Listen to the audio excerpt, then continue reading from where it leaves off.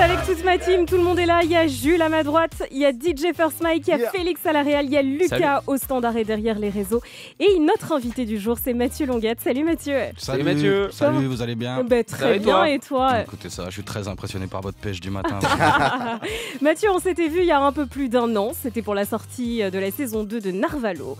Et là, il y a la 3e saison qui arrive, donc lundi prochain. 7 nouveaux épisodes qui racontent des histoires, des échanges et des réflexions entre jeunes de banlieue. On a vu les 7 épisodes en avant-première. Ça déchire. C'est vrai, vous avez regardé, vous avez rigolé un peu? Ouais, vraiment. Il y a des apparitions un peu...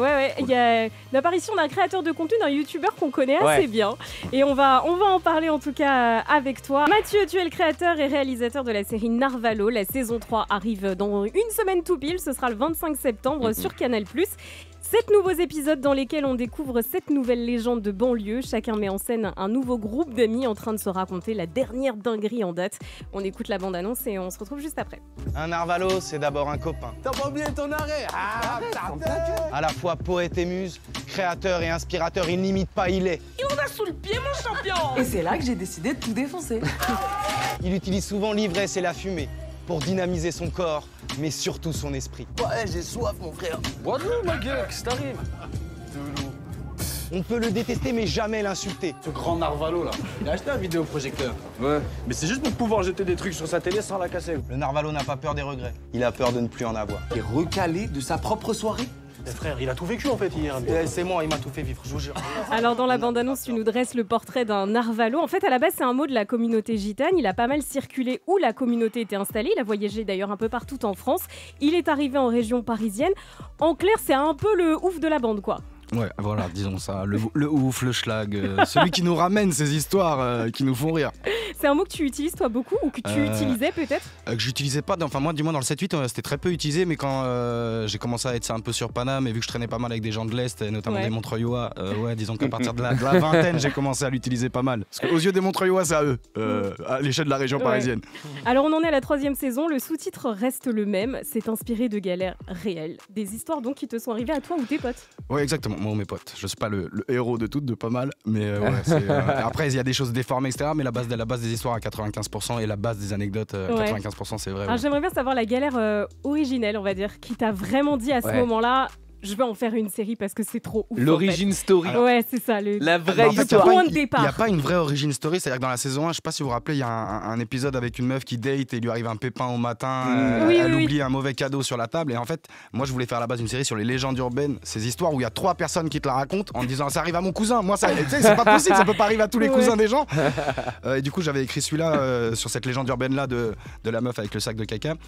Et après, je me suis dit qu'en fait, voilà, on s'auto-créait des histoires assez connes pour pouvoir en fait ne rien avoir inventé quasiment et puis c'est une manière de se rappeler de nos légendes donc comme ça donc en fait, quand tu regardes les épisodes tu te vois toi un peu plus jeune c'est ça? Sur certains sur certains clairement mais puis même ça me rappelle des fois des trucs de ma vie où je me dis ouais c'est vrai j'ai déjà fait ça donc c'est. Mais alors pourquoi tu t'es pas donné un rôle peut-être un peu plus récurrent parce que là dans la saison 3 on te voit dans les 2 derniers épisodes pourquoi on ne voit pas un peu plus souvent? Alors c'est j'aimerais moins jouer mais c'est horrible de jouer dans Narvalo parce qu'en fait j'écris les textes je réalise. Ça veut dire que déjà c'est stressant de jouer parce que tu vois c'est dur de jouer parce qu'il y a plein de gens qui te regardent et là tu joues devant les gens aussi que tu diriges toute la journée.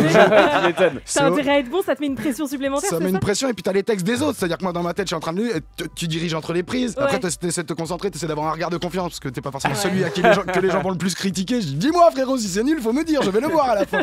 Donc c'est pour ça c'est déjà horrible. Moi là je prends beaucoup plus de plaisir quand j'ai un réal, enfin quand je suis que à jouer quoi. Là t'es en train de c'est des gestions de temps horribles, les tournages on est en retard. On peut pas tout faire quoi en fait. Alors justement, comment t'es en tant que réalisateur? Est-ce que tu laisses beaucoup de place à l'improvisation ou pas? Parce que tu le disais il y a 2 secondes, beaucoup de métiers, beaucoup de choses à concevoir et tout. Comment t'es en tant que réal? Alors on n'a pas moi je suis très proche de mes acteurs parce que en général sur les plateaux de cinéma on se fait chier, on regarde des gens visser des ampoules. Enfin le public il en a rien à foutre, il a rien remarqué à la lumière, il regarde ça sur un iPhone une fois sur 2. Pour moi on est là pour jouer. Après en fait Narvalo on n'a pas le temps parce qu'on fait je fais 2h20 en 17 jours de tournage, c'est dégueulasse comme rythme. Je dis c'est pas le rythme le plus belle de la vie, mais pas loin. On fait 10 minutes jour, donc en vrai j'aimerais avoir plus de place pour l'impro. Mais en général, si à la fin de la journée, en général on finit à 2h sup et il nous manque plutôt des phrases, donc ça va vite. Et je suis dynamique et je crie des fois, mais très rarement. Une fois par saison, je pète les plombs un coup, et puis sinon ça va. Ah, donc il n'y a pas beaucoup d'impro?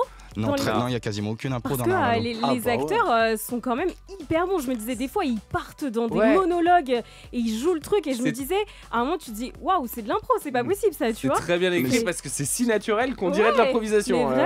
J'essaie d'écrire de manière orale, mais surtout, j'ai des putains d'acteurs et d'actrices. Et c'est vraiment le truc sur lequel, pour moi, Narvalo, où voilà, il y a plein de trucs, c'est subjectif, mais la qualité des acteurs et des actrices, c'est pour beaucoup pour le résultat. Et j'essaie de chercher des gens qui incarnent une vie, tu sais, qui ont un souffle de vie qui nous fait du bien par rapport à ce qu'on voit des fois à l'écran. C'est ce que j'allais te dire parce que est-ce que tu accordes une grosse confiance aux comédiens avec lesquels tu travailles qui sont un petit peu moins connus, on va dire, dans l'esprit des gens et tout? Comment t'es par rapport à ça, au choix des gens avec qui tu bosses? Moi j'ai la même grille de respect. Si je les prends, c'est que vraiment je les trouve bons. Et moi j'ai du mal avec la dichotomie comédien pro, pas pro, parce que quand je regarde les comédiens dans ma télé, les trois quarts je les trouve éclatés au sol. Et pourtant ils gagnent très bien leur vie avec ça. Et je connais. Et voilà, le directeur de casting est relou, dis donc. Et puis non, mais moi je viens du ciné indé, donc en plus je connais, voilà les pépites que je sais qu'elles devraient être beaucoup plus à l'écran. Et Narvalo le prouve, c'est-à-dire qu'une fois qu'on les met à l'écran, les gens remarquent en moyenne leur talent, ont envie de les refaire jouer. Là il y a encore Mathilde Lamus, la fille de l'épisode de la saison 1, là, qui est premier rôle dans un film qui sort mercredi qui s'appelle Comme une louve, qui a l'air très bien. Donc même de les voir se déployer après, c'est cool. Tu sens que juste ils avaient le talent, ils n'étaient pas assez mis en avant, quoi. C'est cool parce que tu assures la promo aussi des copains. Parce que ça me fait plaisir, j'ai beaucoup d'affection pour la plupart de mes acteurs. En parlant du casting, on voit Anis, qui est animateur de l'émission Mandika tous les vendredis à 19h sur Move, qui était déjà là dans une précédente saison, que tu connais bien d'ailleurs, c'est ça? Ouais, on s'est connus il y a quelques années, puis j'avais joué dans son court-métrage aussi. Mais on voit aussi, je parlais tout à l'heure d'un youtubeur, Mister V. Alors raconte-nous comment ça s'est fait, puisque tu me disais tout à l'heure en off que l'histoire en fait dans l'épisode, c'est un truc qui vous est vraiment arrivé. Ouais, comme je disais, il y a beaucoup de trucs vrais. Et oui, du coup, il nous est arrivé une anecdote à une soirée où on s'était croisé avec Mister V il y a quelques années. Et donc je l'ai appelé en disant écoute frère, moi il y a une anecdote qu'on a vécue, j'aimerais bien la mettre dans Narvalo. Je trouve ça marrant, je trouve que voilà, Mister V, je l'aime beaucoup en tant qu'acteur et que j'aimerais bien que les gens aient plus le chercher sur un truc plus naturaliste. Parce qu'on va souvent le chercher pour faire du gagues parce qu'il est génial là-dedans. Et du coup, il faut surtout noter qu'il a eu l'humilité de venir, qu'il a fait le taf. Et que moi, c'est vraiment un plaisir parce que ça fait vraiment partie des rares personnes qui me font pleurer de rire en France, Mister V. Donc merci à lui pour son talent et pour avoir eu l'humilité de venir. Petit clin d'œil parce que du coup c'est une histoire que vous avez vécue et parce que lui utilisait aussi pas mal le mot Narvalo en fait. Ouais, complètement. Mais après on a je sais pas comment on dit, une culture urbaine un peu en commun avec Mister V. Alors juste pour revenir sur ces histoires de légendes urbaines, il y en a pas mal, donc c'est vrai en banlieue. Elles naissent parce que c'est vrai qu'on a moins d'activités, moins de transports en commun, c'est pour ça. Donc du coup on discute toute la journée, on s'invente des histoires. Ouais, pour moi l'ennui a beaucoup et je crois que l'ennui a une grande place dans la créativité de la connerie et dans le temps qu'on passe à se les raconter. Et je crois que c'est aussi pour ça que Narvalo, au début les gens pensaient beaucoup que ça allait être regardé que par des gens de banlieue et pas du tout, parce que par exemple l'ennui dans les zones rurales, mais c'est nous x 12. Donc ils ont moins de trucs, sous la main pour faire des conneries, mais voilà. Mais attends, être un bon storyteller, c'est dur quand même. Enfin, tu vois, t'as une histoire, mais c'est très dur, mais à force de s'entraîner avec mais c'était ça. C'est un sport, Mathieu. C'est un sport. Et puis même de la distribution de la parole en banlieue, mais peut-être en règle générale à l'adolescence quand on se fait chier. Voilà, faut s'attraper, faut avoir les bonnes vannes pour prendre l'espace, sinon c'est quelqu'un d'autre qui garde le mic. Il paraît que des prisonniers ont vu la série avant tout le monde en mars dernier. Ouais, comment tu te mets il est bien informé. Ok, il y a du boulot journalistique, ok, il se passe quelque chose. Tu crois quoi? C'était comment ça? En fait, on est parti présenter Narvalo au Baumette, et vu que les prisonniers en France, ils sont souvent détenus dans des conditions déplorables, et ils ont accès à tout en dernier, je trouvais que c'était un beau symbole que les prisonniers des Baumettes voient la saison 3 avant les autres. C'était une très bonne expérience, c'était très intéressant. Ils avaient vu la saison 2 la veille, ils avaient vu toute la saison et là ils ont regardé 3 épisodes et c'était hyper enrichissant. Voilà, ils l'ont mangé, là, ils ont bien rigolé, on a pu échanger sur ce qu'était être réal, etc. Après potentiellement ça donne envie de faire plus, d'y retourner parce que vraiment ça a été très fluide, les rencontres elles étaient incroyables. Et c'est des choses qu'il faut développer le plus possible parce qu'ils n'ont pas beaucoup d'activités en prison. C'était avec Mouloud de Star Academy? Non, tu l'as fait? Non, mais je vois de qui tu parles. Ok. Non, c'était avec une association. Donc je me rappelle plus du nom parce que je fume. Voilà. L'objectif de la saison 1, c'est de rendre la compagnie des banlieusards plus envisageable et attractive que d'habitude. Est-ce que tu as l'impression d'avoir répondu à cet objectif maintenant que tu as du recul? Ouais, j'ai l'impression que y a vraiment. En fait, moi j'ai mis du temps à me rendre compte que malgré moi c'était politique, alors que j'ai pas du tout voulu faire un truc politique avec Narvalo. Mais ouais, j'ai l'impression qu'on a du plaisir à être avec eux. J'ai l'impression qu'on n'est pas dans un endroit où on a envie de quitter, alors que dans les fictions françaises, la banlieue c'est toujours un endroit où il faut y aller pour se barrer vite. Ouais, je crois qu'on sous-estime le fait, il y a plein de campagnards qui, en fait, le premier noir ou arabe qui croisent dans leur vie, c'est dans toutes les émissions de merde, enquête d'action, tout ça là, qui tournent en boucle et qui créent du racisme en boucle en France. Et du coup, c'est pas rien parce que nous on se rend pas compte parce qu'on a grandi avec des noirs et des arabes, mais que la première fois que potentiellement ce soit du coup des gens marrants, sympas, des bons storytellers, je sens qu'il y a un truc de frustration quoi, où ils disent j'aurais bien traîné un peu plus avec eux, donc j'ai l'impression que c'est pas raté en tout cas. Voilà. Mais alors, ce que j'aime bien, et tu le disais tout à l'heure, c'est que c'est des histoires vraiment universelles, c'est-à-dire c'est pas parce qu'on est en banlieue que c'est des histoires en fait qui peuvent arriver à n'importe qui. Alors moi, il y a une histoire qui m'a plutôt parlé, c'est-à-dire l'épisode 3 je crois, avec la jeune fille, le problème de Souloc, parce que c'est arrivé à une de mes potes, et elle s'est retrouvée dans la même situation, c'est-à-dire qu'elle m'a appelé, elle m'a dit je lui détruis son appart, on fait quoi en fait? Et ben on l'a fait. Et voilà. non, pas du tout, mais je veux dire qu'en fait, c'est des histoires qui peuvent arriver à n'importe qui, c'est ça qui est cool en vrai. Ça c'est vraiment une histoire véridique. Je faisais partie des gens qui ont détruit cet appart. Non, c'est pas vrai. On va pas spoiler l'épisode, mais il est très drôle en tout cas. J'avoue, je m'auto-spoil, mais gratos. Mais assez drôle. Donc ça, c'est une histoire qui t'est arrivée. Ouais, il y a une dizaine d'années, mais ouais.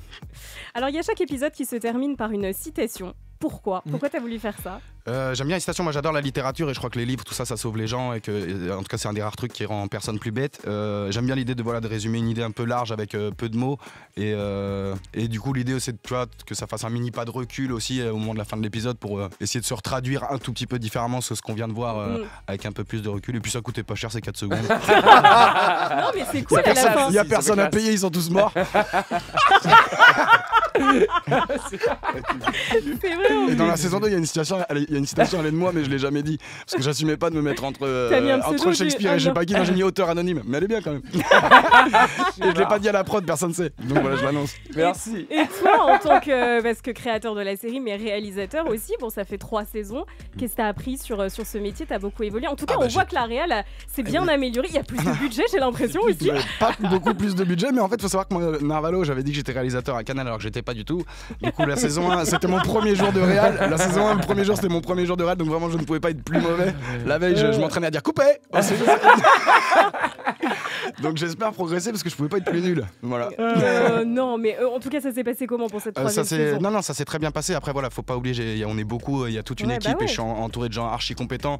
Ce qui est cool aussi sur Narvalo, quand tu fais plusieurs saisons, c'est qu'au fur et à mesure, tu resserres en termes de compétences et d'humains. Donc là, on se retrouve vraiment avec des gens compétents et grave sympas. En plus, sur Narvalo, il y a beaucoup de Narvalo sur le plateau aussi parmi les acteurs. Ils deviennent potes dans la vie. Après, ils font des conneries ensemble.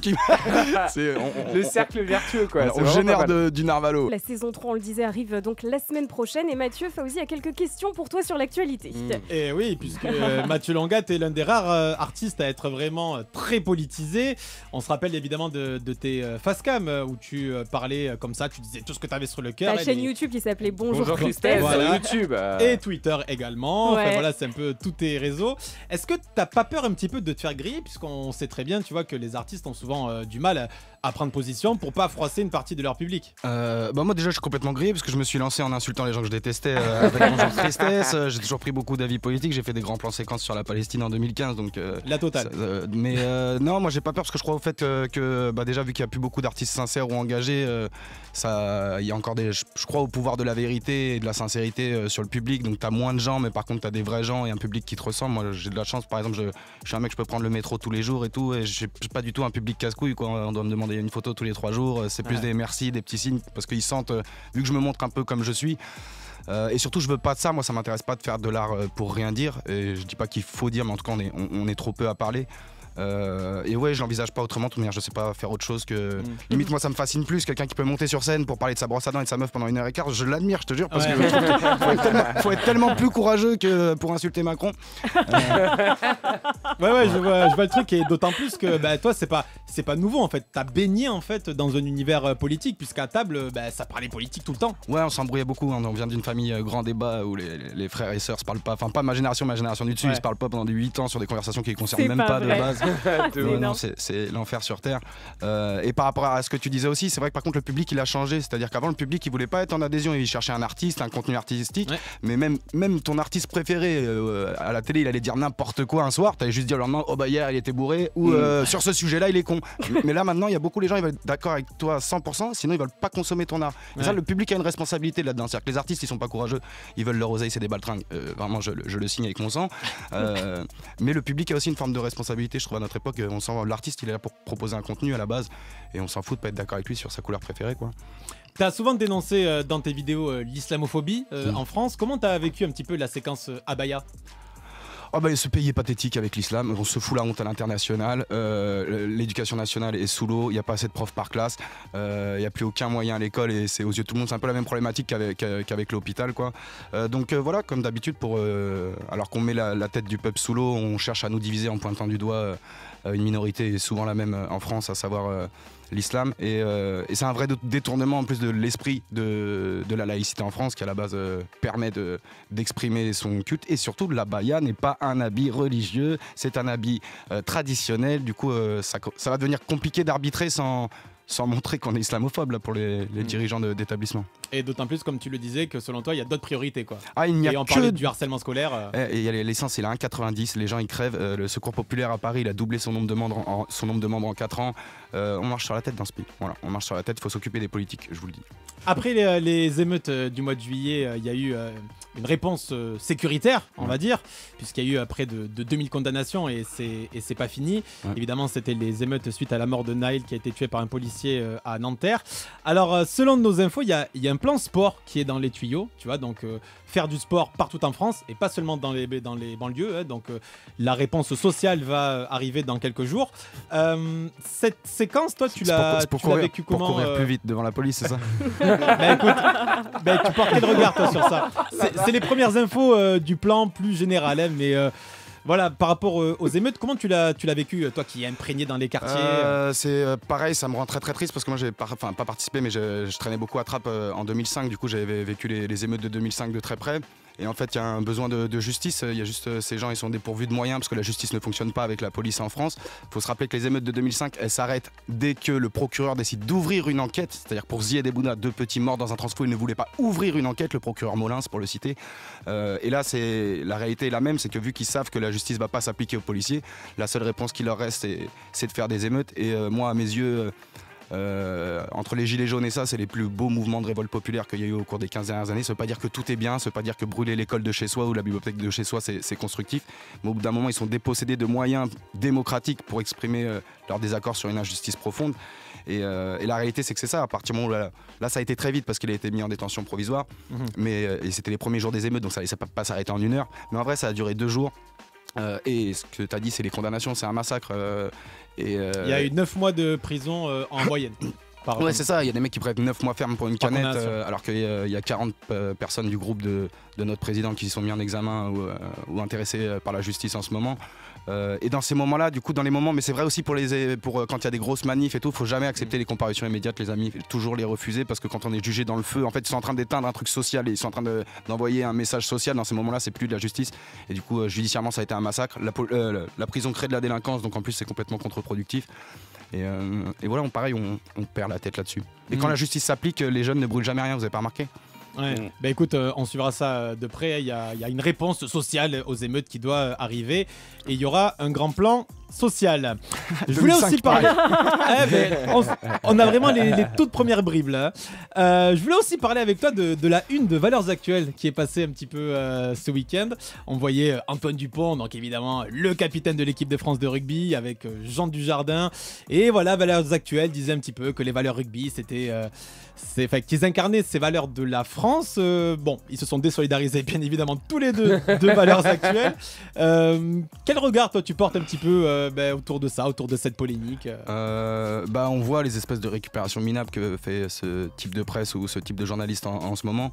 Je trouve ça grave cool déjà que les joueurs aient tenu à s'en désolidariser parce qu'ils auraient pu rien dire comme plein de gens, parce qu'effectivement voilà, moi pour ce que je suis plus un footeux qu'un rugbyman, mais pour ce que je connais du rugby et des rugbyman, c'est plus des valeurs de fraternité, c'est les mêmes valeurs que voilà, dans les autres sports.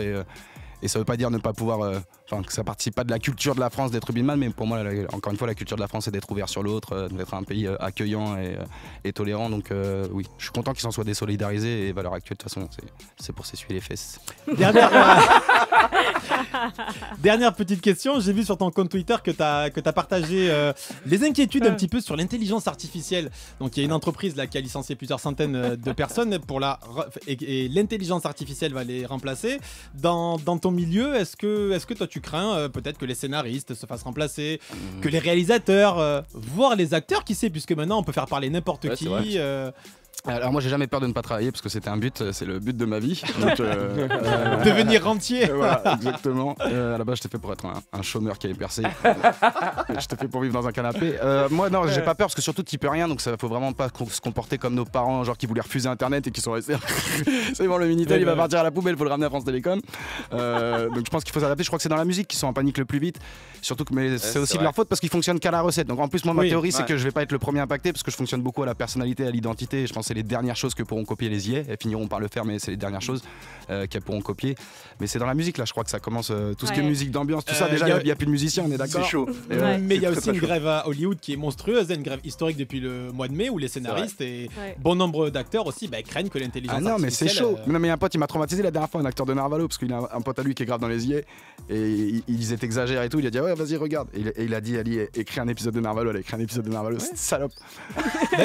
Il était bien. Il m'a dit il était pas trop bien tout, mais en gros il y a la structure, il y a quand même quelque chose. Tu captes des trucs que tu te dis t'es un robot, tu captes. Non mais on se dit que dans 3-4 ans quand la technologie sera même avant mec. Aïe quoi. Et puis surtout je pense que ça va être réapprendre. En gros il y a beaucoup de gens je pense qui prennent des premières versions IA qui vont venir, mais je pense que pendant très longtemps il faudra remettre les mains pour y rajouter de l'humain quoi.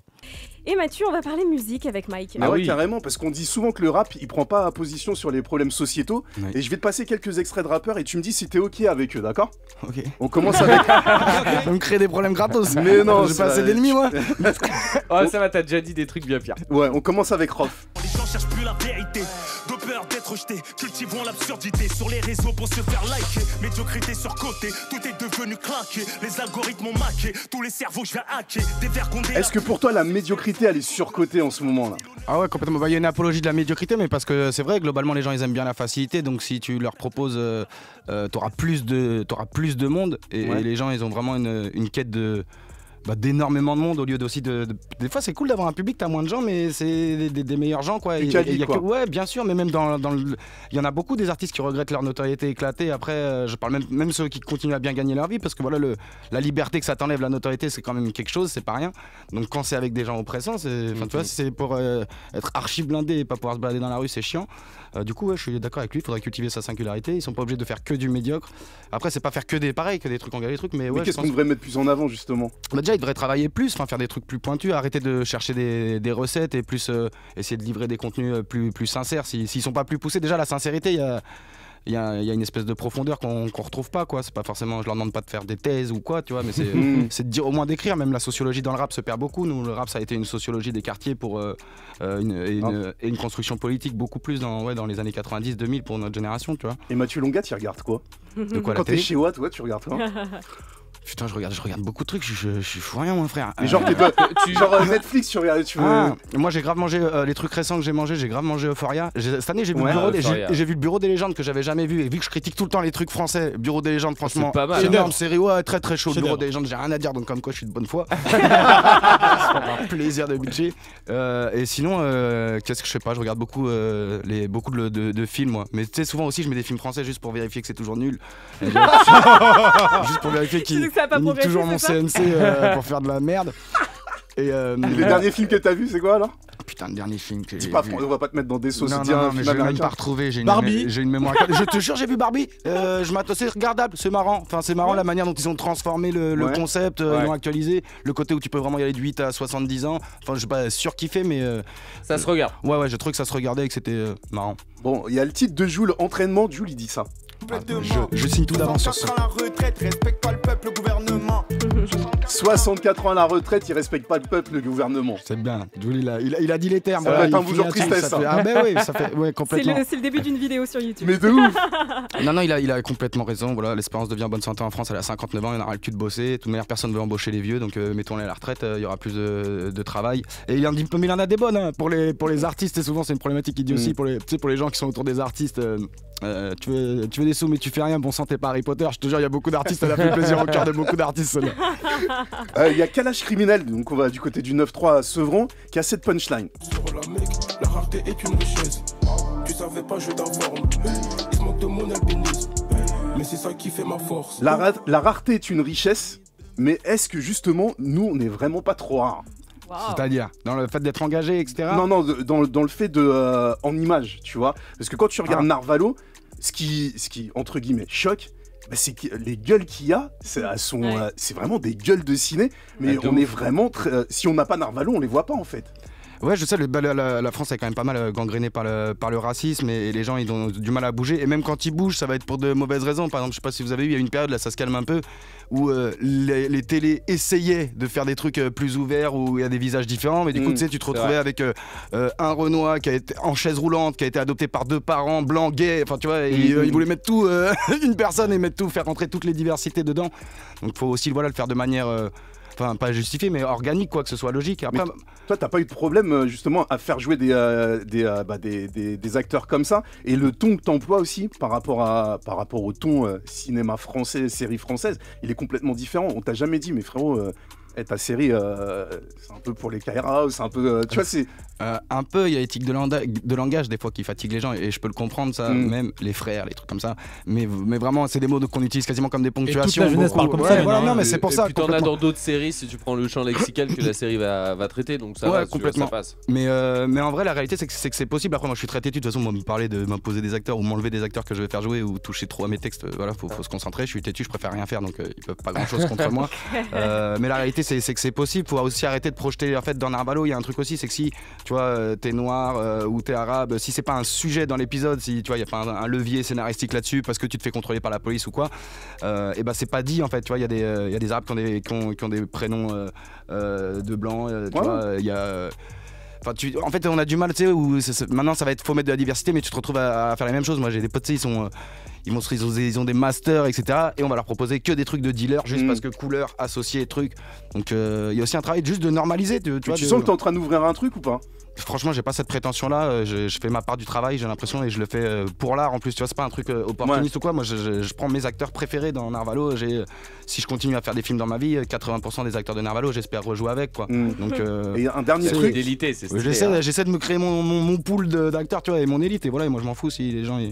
La couleur qu'ils ont, tout, tant qu'ils sont respectueux et qu'ils ont la bande à Mathieu. Il n'y a pas de bande son dans Narvalo. C'est une volonté de ta part ou t'as pas trouvé mon numéro? C'est quoi le délire?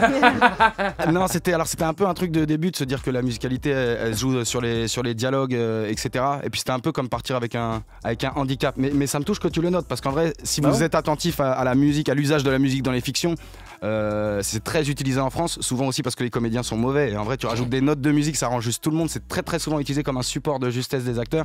Et du coup, pour moi, c'est un repère. Tu vois, c'est un acteur s'il arrive à être juste dans le silence, qu'il n'y a que du silence, c'est qu'il peut kicker ça. Et du coup, mais j'aurais plaisir à utiliser la musique parce que c'est une vraie dose d'hypnose facile à injecter. Et on a un auditeur qui nous a appelé, qu'on connaît bien, qui est passé nous voir il y a quelques mois, un acteur. Il s'appelle Steve Tienche, tu le connais, Mathieu? Ok, bah oui, Steve, un des meilleurs acteurs français. Il est avec nous au téléphone. Salut Steve. Salut Steve. Salut l'équipe, ça va ou quoi? Ça va et toi?